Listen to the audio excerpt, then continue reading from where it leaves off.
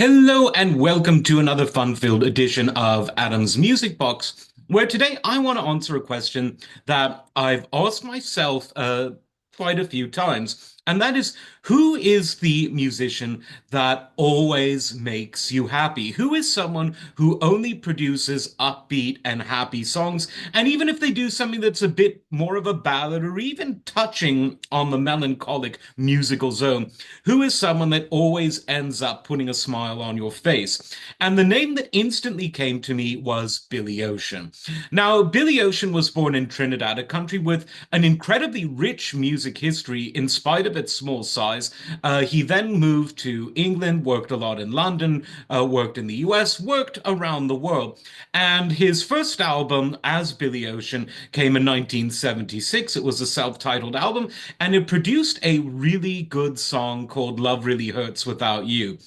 Now, this song is one that was co-written by Billy Ocean. He wrote or co-wrote just about all of his big singles, and it still really holds up. And it really sort of set the tone for a musician whose style is sort of, on the one hand, sort of international American style R&B, but there are hints, subtle, but there are subtle musical hints and tinges of the Trinidadian background behind Billy Ocean's, biography that are in the music. And it's that really interesting mix that makes the music familiar yet unique at the same time to those who are sort of used to sort of US Western style pop or R&B music. Now, in spite of the fact that he had a hit on that album, he sort of went into the wilderness for sort of a good 6 or 7 years. He was releasing albums and he was writing music, but it wasn't really moving the dial.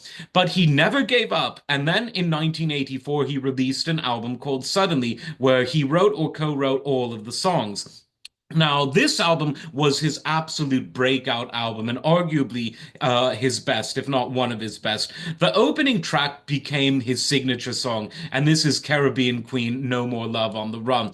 It had everything. It had that sort of 80s sound, like sort of modeled on the sort of what Quincy Jones did for Michael Jackson, that upbeat post-electro funk R&B sound.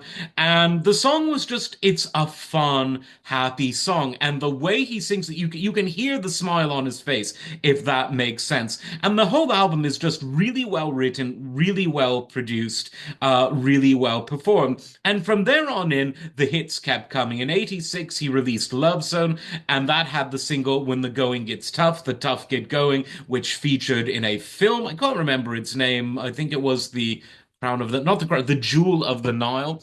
And that song, it's just one of those memorable songs. It's with the memorable hook, interesting rhythm, just another one of these very fun songs. Again, another really good album. The title track, Love Zone, ain't half bad either. Again, he kept churning out the hits. 1988, he came out with an album called Tear Down These Walls, and this had the song Get Out of My Dreams, Get Into My Car. Again, I did a video a while back on why no one writes music about cars anymore. There used to be so many songs about cars or what you could do in the cars. In this case, it's Get Into My Car, which is clearly a song about helping someone out who's got a flat tire and no spare on the side of the road. At least that's what we've been led to believe. And the following year, he did something that maybe was a bit premature. This was a greatest hits album, which is sometimes a sign that the career might be, even though he was still selling big albums in the late 80s, and the greatest hits album sold really, really well. The 90s obviously wasn't very kind to a lot of musicians that made it big in the 70s or 80s, but he continues to perform and delight audiences around the world. And I still say that if you want music, if you're feeling down or just need a smile, put on any Billy Ocean record. It's going to make you feel good. It's musically really, really well crafted. It's zero complaints, all home runs. Like, subscribe, and we'll see you next time. Take care.